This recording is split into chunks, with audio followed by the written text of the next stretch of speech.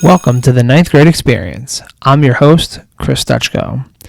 As a teacher of freshmen and one of our freshman mentor committee faculty advisors, I spend a lot of my school day thinking about and helping students with the successful transition from middle school to the halls of Emmaus High School.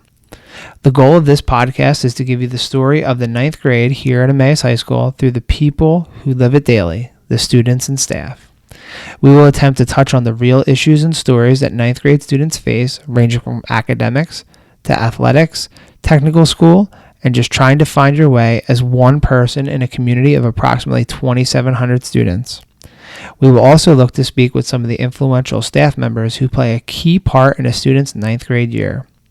It is the hope that future ninth grade students and their families can use the tips and insights provided here to begin making connections to their potential new school and learn more about the day-to-day lives of the students that they will one day become and realize from day one that ninth grade counts. You can learn more about this episode and all of the episodes of the ninth grade experience by following us on Twitter at EHSFMC or at Chris Stutchko, or following the hashtag EHS9counts, or our website, sites.google.com/eastpennsd.org/ninth grade experience. Before we jump into today's topic, let's thank our sponsor for this show, the East Penn Education Foundation.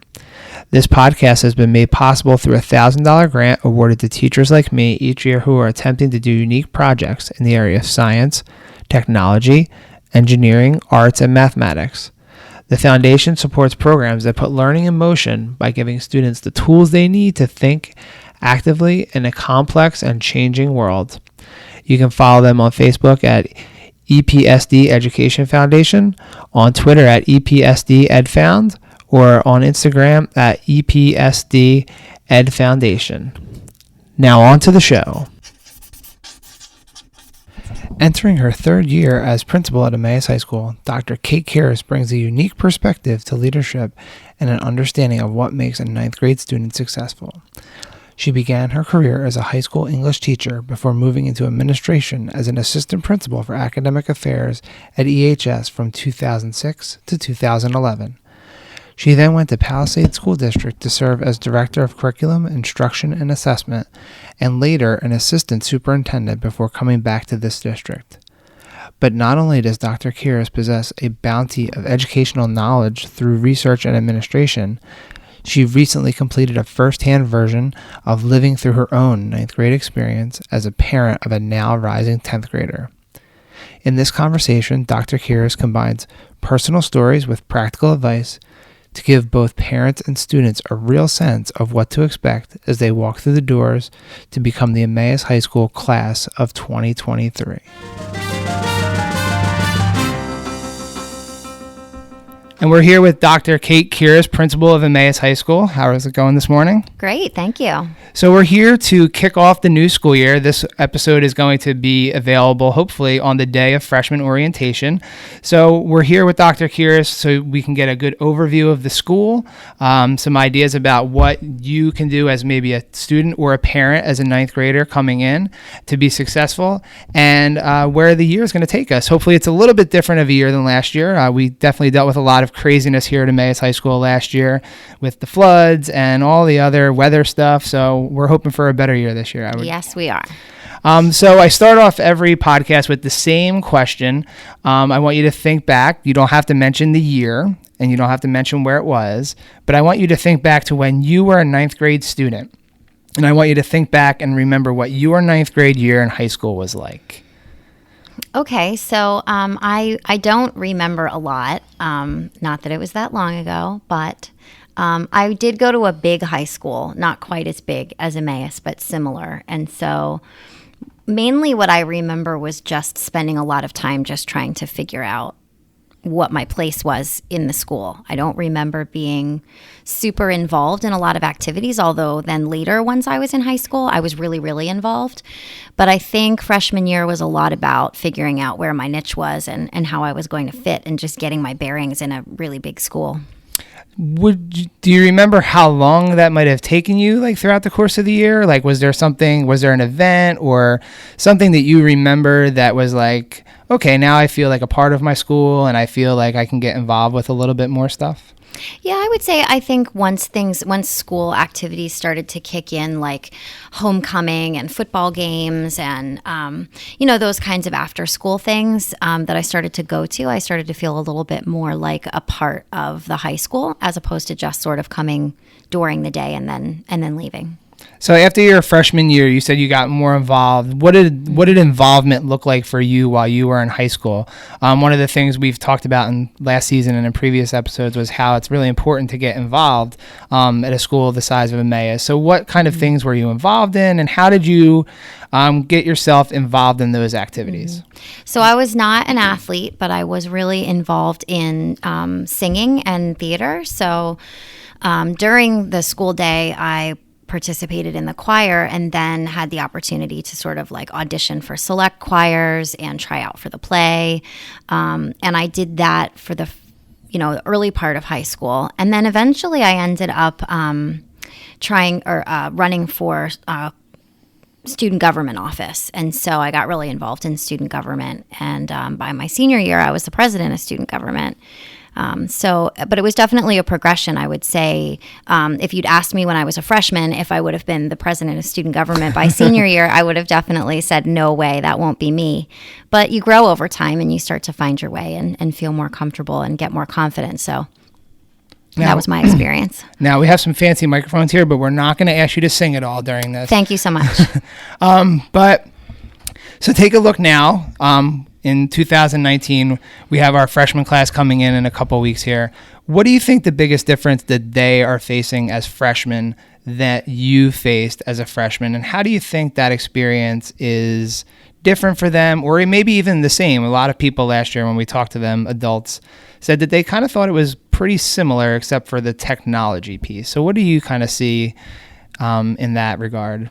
I think most of the dynamics are the same and most of the aspects of the school environment are the same. I mean, certainly, obviously, technology has changed the way that people communicate with each other and has added a layer of, potential stress and conflict for kids. So I think that's something that they have to deal with, but it's something that they've been dealing with through their whole childhood. So I don't think it's necessarily something that's new or unique to ninth grade. I certainly didn't have the benefit of a ninth grade academy when I went into high school. And so I think the fact that our students do is really puts them at an advantage. And we'll talk a little bit about what the ninth grade academy is in a little bit, but you also have a unique perspective as well, too. Last year, your son came up to the high school. So at this time last year, you were not only the principal of the high school worrying about ninth graders, you were worrying about your own ninth grader coming into high school. So if you can think back to how did he feel last year in those days before coming into high school, and how did you feel as a parent? Now, obviously, you know the school, but how did you feel about his transition here to the high school?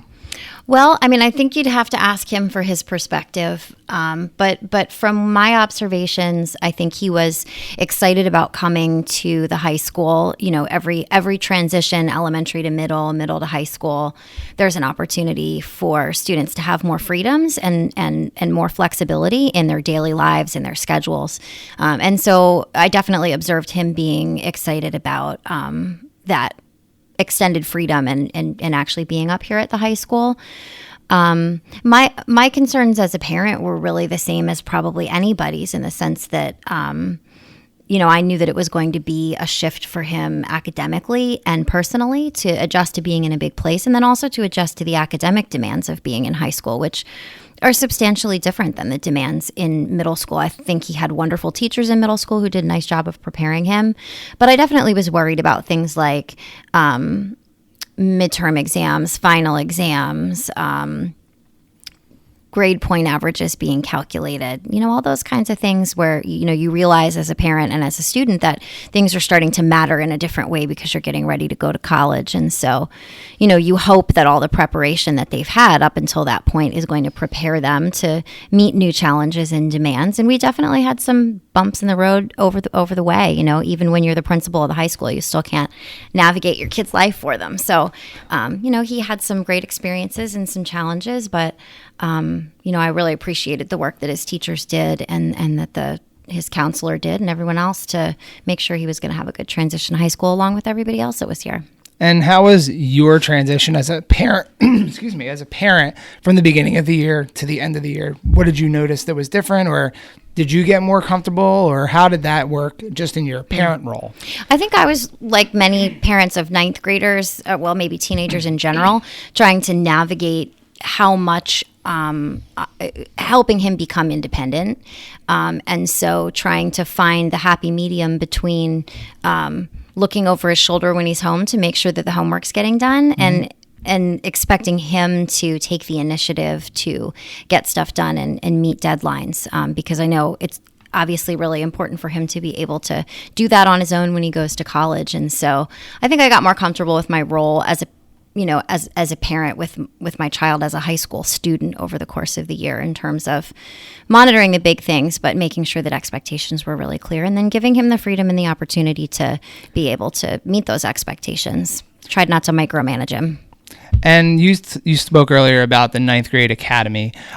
This will be your third year as the principal. What have you seen, or the progression of that group from your first year to now, and kind of what have you seen as the benefits for the ninth grade academy and how it has helped students when previously we really had nothing in place for our freshmen as they came in, and now we have like our orientation system, we have mentors, we have teachers that are kind of working collaboratively. How would you say that progression over your 2 to 3 years now, how has that grown and evolved? Well, so I also had the really unique perspective of having been an assistant principal here from 2006 to 2011, and then being gone for 6 years and coming back and coming back into an environment where all of a sudden this ninth grade academy was in place for students, because we were talking about it all the way back then, and it was an idea that was germinating and there was a lot of desire to move in that direction, but obviously it was a heavy lift organizationally to get it in place.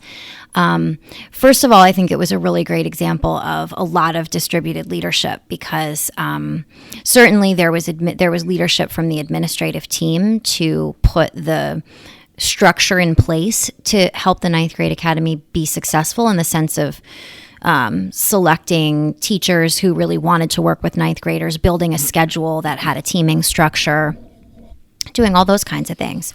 But it's really been amazing and impressive to me to see the way so many different people have taken an ownership over it. Our 2 guidance counselors, who now are going into their 3rd year of working just with ninth graders, gives them such a unique perspective and an ability to really support ninth graders in a unique way. There's a tremendous amount of teacher leadership within each of the teacher teams where, they have an opportunity to work together to meet students' needs, and I see them doing that. From a sort of statistics standpoint, what we're seeing is a tremendous decrease in all of the indicators an improvement in the indicators you'd want to see. So a decrease in discipline referrals for ninth graders since the academy was put in place, a significant decrease in the number of courses failed at the end of the year by ninth graders. Then sort of qualitatively, we see these leadership opportunities for older students. So the Freshman Mentors Program, which I know you've been really involved in, Chris, has just been wonderful, because it's great to see. So when we have freshman orientation now on that day, the entire both walls of the auditorium are flanked by upperclassmen, either the Hornet ambassadors or the freshman mentors. And I think that that's such a powerful statement that it makes to our ninth graders and their families when they're coming in, that there's this army of older kids who are here to help support them, that they're not going to be out there on their own, that there are going to be people who can advise and support and help them along the way. And I think goodwill is a huge part of that, but there's also now a structure in place to make sure that those mentors are having structured conversations with kids in homeroom about the things that need to matter to them. So when I mentioned my own son and getting ready for midterms, well, right before midterms, there's this wonderful program that I know you've been involved in developing where the ninth graders get to hear from older students and their counselors and their teachers in advance of midterms so that they understand what is an exam, what's it going to look like, how do you prepare yourself, what are those days going to be like. I think you can't underestimate the importance of really preparing them for the big things that are going to happen over the course of ninth grade and doing it in a very clear and explicit way. And I think that's something that we're getting right in the ninth grade academy that is showing some benefits for kids. As we move into the new year, is there additional things that you would like to see from the ninth grade academy? Like, I know we've progressed and done a lot of work with, helping students, like you said, and hitting the ground running with our mentor program. But is there something that maybe that you saw as a parent, or something that we could help our students out with a little bit more?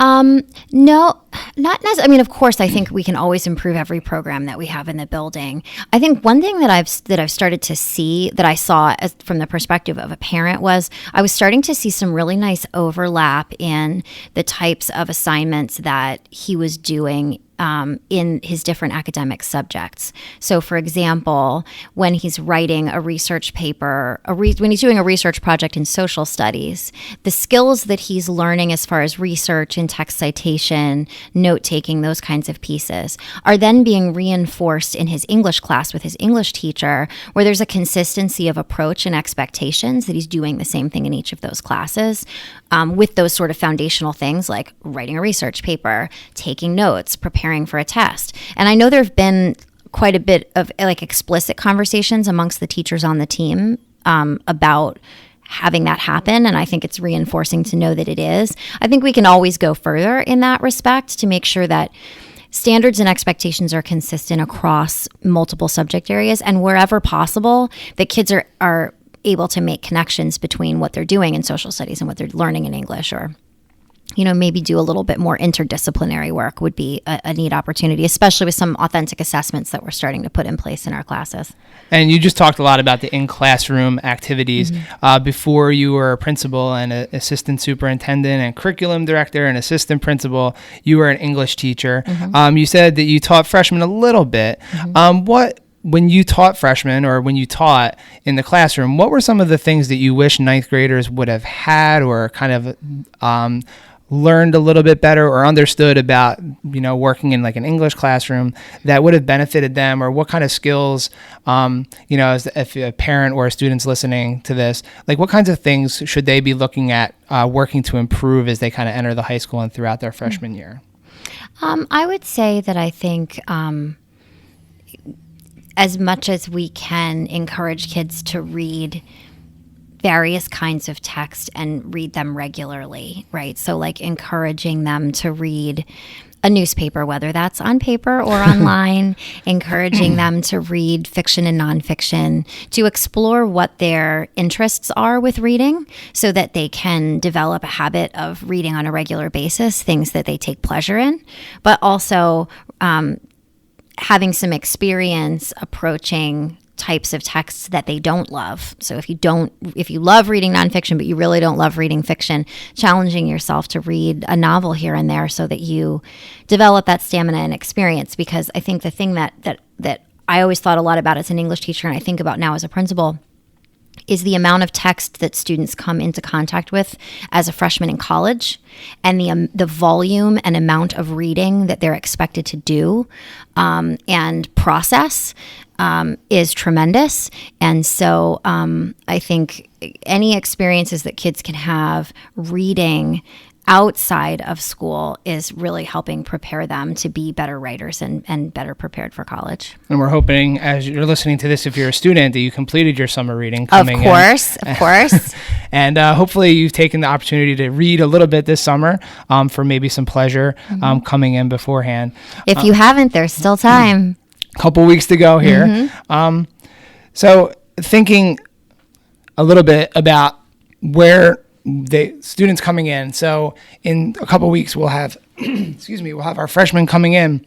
What kind of advice, or I forget, do you speak on the freshman orientation day? I do, just a little bit. Yes, I will. Do you have a message the little sneak preview here? Do you have like a message or like a theme for students, or like something like some words of encouragement or words of wisdom that you share with them during that the opening talk? Yeah. So usually, I, as you stated sort of earlier in this podcast interview, I really highlight the fact that one of the wonderful things about going to such a big school is how many opportunities there are to find a place where you belong and where you enjoy being involved. And so we have 52 clubs and tons of athletic teams and trips that go out to national parks every summer and all kinds of really interesting ways for kids to participate in their education even outside of the school day. And so we know, as you said, statistically, that kids who are involved outside of school do better academically. And so we really, really encourage students to find a club, find an organization, find something that you enjoy doing. If it's fitness club, if it's Key Club, if it's Red Cross Club, if it's Habitat for Humanity, if it's chess club, whatever it is, find a club, show up, be a part of it. Even just pick one as a freshman. And if it doesn't work for you, that's fine. Find another one. But there's a place for everybody. So that's really my message to students, that, high school, like so many other things in your life, is what you make of it. And so you've got to put some of yourself in to get the most out of it. And then my advice to parents is often, remember that your kids still really need you. They just need you in different ways. So whereas in elementary school, we were going in and volunteering in our child's classroom, now in high school, that support may look different. But they still do need you looking over their shoulder and making sure that they're doing what they need to do and staying on point and navigating the personal and social challenges that they're going to experience as high school students as well.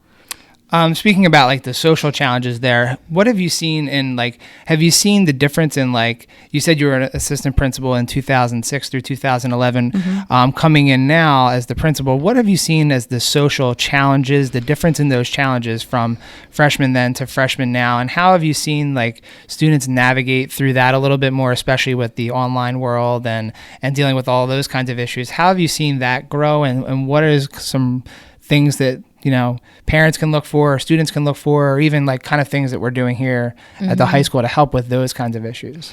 I would say that most of the like quote unquote issues are the same, right? I mean, 9th grade or 14-year-olds are the same as 14-year-olds have always been. But, you mentioned the technology piece. And when I was an assistant principal, that was back when cell phones had to be off and away for the day, and they were confiscated if they were seen, and your parent had to come and pick it up from school. So although they were a bit of a problem, they were less ubiquitous, right? Like there wasn't a cell phone in everybody's pocket, or if there was, it wasn't a computer, it was just a phone. And so I think a really important thing that parents can do, that I know a lot of our parents are already doing, is pay attention to that device and make sure that students don't have an expectation of privacy with it. Make sure that they know that you're going to look at it, you're going to go through it periodically, you're going to check their social media accounts, and don't let them have their phones in their bedroom at night. Encourage them to charge them outside of their room. We have a sleep study committee going on right now in the district, where we're sort of learning about all of the things that can disrupt adolescent sleep, which is so essential for their mental health and their academic achievement. And we're discovering that for all of us, adults and students, having a device right next to us at night is a huge sleep disruptor. And especially with teenagers, where there's a lot of messaging going back and forth that can create anxiety for kids. Knowing that their nights are cell phone free zones is probably a really good thing to put in place. If it hasn't been something that you've had in place up until this point, I think that was a really good idea. And we talked about the technology. Excuse me again. That's okay. I'm all choked up. You're doing so well. Oh, thank you. Talking about the technology piece, last year at the high school was the first year of our one-to-one Chromebook rollout. And then this year, every student at the high school should have their individual Chromebook. Yep. For the students that are coming up this year, I believe they're getting them for the first time for the 8th grade to 9th grade. So what can you tell parents about what you saw last year from our 9th graders that got Chromebooks for the first time? And what advice could you give parents and students too, of just kind of using the Chromebook, not necessarily like the nuts and bolts of it, but just kind of what you have heard the expectations are here at the high school, and what students should be kind of expected to do with those Chromebooks? I think the Chromebooks have been a great tool. I know that students have appreciated having them, and teachers have appreciated having them too. They're not a substitute for great teaching and great learning. And so, obviously we do a lot of work here to try and really highlight what does great teaching and learning and assessment practices look like, and how do we use technology to leverage those things. But I think students have appreciated having the availability of the technology. I think one of the biggest shifts has been in the way that teachers and students and parents communicate with each other, and the way that you can sort of stay on top of your learning. More and more and more of our teachers, if not all of them at this point, are or will be using Google Classroom to communicate with students. I think we're about a year out from moving over to a more powerful learning management system like Canvas or Blackboard. That would be an even more robust way of storing and delivering instructional material. But what I hear from parents and kids is sort of challenges around, well, how do I know what's due when? And I think still sometimes students struggle with, in one of my classes, my teacher posts things on Google Classroom, and in another one of my classes, the teacher writes assignments on the board. Yeah, and in a third one of my classes, the teacher posts things on Google Classroom and writes it on the board. So I think it's important to know that Google Classroom is and the Google Suite are an important component of having the Chromebook. And now that we can depend on students having Chromebooks consistently every day, we're going to see more and more assignments posted and submitted electronically. And so I think that may be something that students are less accustomed to coming up from the middle school, and something that they want to prepare for. And also for parents to know that you get one piece of information out of PowerSchool, which is the grades that your students have earned. But if you're looking to have a better sense of what's being assigned, you may want to, on a sort of regular basis, sit down with your child at night and ask them to show you their Google Classroom, and take a look through the classes and look at the assignments and see what's coming up and what's due. The pairing of those two things is important. And I think sometimes people might not be aware of how much information is going out through Google Classroom that's important for kids. And we do have some new programs that the district's using this year, like PowerSchool and some other things too, that will be interesting for parents and students to now have to navigate through that at the beginning of the year in order to get a little bit more information. In some of the early looks, it seems like you can get a little bit more information than you used to get in the old system, just kind of a little bit more descriptive with grades and assignments and such, and maybe even having like assignments posted through the grade system a little bit. We're getting our training, the teachers are getting our training throughout the summer here, and a little bit at the back to school time. So that'll be something I think we're all going to kind of learn together and kind of add to it there. So thank you so much for your time. A couple more questions here as we kind of wrap up. Okay. The first thing is, Emmaus High School, really large school, about 2,800 kids, depending on the day that you ask the enrollment person. What is one popular misconception that you have heard about Emmaus High School that you would like to clear up for people? It seems like, everyone comes in with the story, and if they have a brother or a sister, they have the tales about Emmaus High School, and they have, there's no pool on the third floor. We know all those kinds of things. But like, as somebody that oversees the building and kind of, does a really good job of trying to set the tone for what Emmaus High School is like, what is like something that you hear, but you want to like kind of clear up that it's not true? Gosh, that's difficult. But I guess I would say that I think sometimes the perception is that the big bad high school is an less than welcoming place, or a place where if you have a need, you're not going to get it met. Because there are so many students, and I think we really do try as a faculty and administrative team to be responsive when people reach out to us with concerns. And also, I think the idea of it being a big school, and so your child is going to just be a number. And, I think we work really hard to make sure that students have adults who are advocates in the building, and people who care about them, and teachers who are passionate about what they're teaching and also passionate about kids. And so I would encourage folks to, if you're really worried about your ninth grader coming to the big bad high school, just, make sure that they are excited about coming, and reinforce to them that they're going to interact with a lot of people who love students and love their subject areas, and there are going to be lots of opportunities for them here.